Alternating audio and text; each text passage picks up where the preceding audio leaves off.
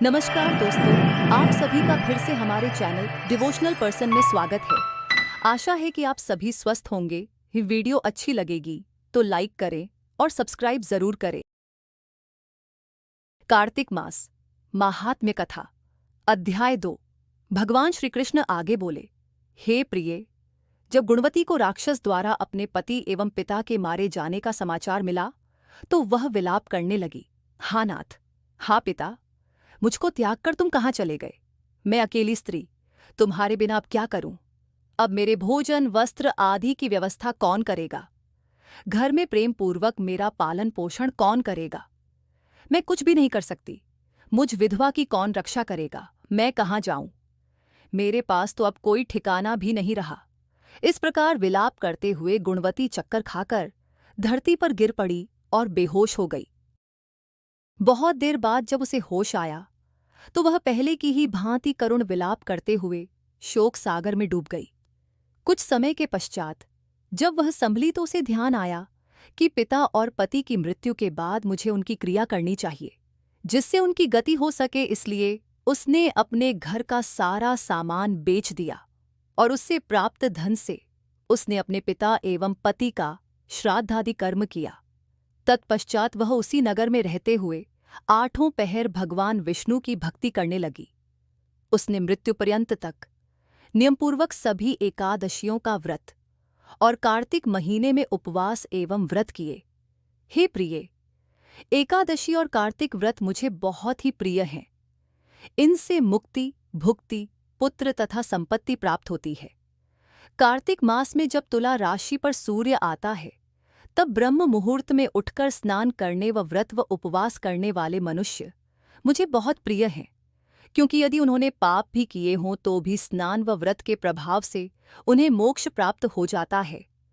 कार्तिक में स्नान, जागरण, दीपदान तथा तुलसी के पौधे की रक्षा करने वाले मनुष्य साक्षात भगवान विष्णु के समान है। कार्तिक मास में मंदिर में झाड़ू लगाने वाले, स्वस्तिक बनाने वाले तथा भगवान विष्णु की पूजा करने वाले मनुष्य जन्म मरण के चक्कर से छुटकारा पा जाते हैं। यह सुनकर गुणवती भी प्रतिवर्ष श्रद्धापूर्वक कार्तिक का व्रत और भगवान विष्णु की पूजा करने लगी। हे प्रिय, एक बार उसे ज्वर हो गया और वह बहुत कमजोर भी हो गई।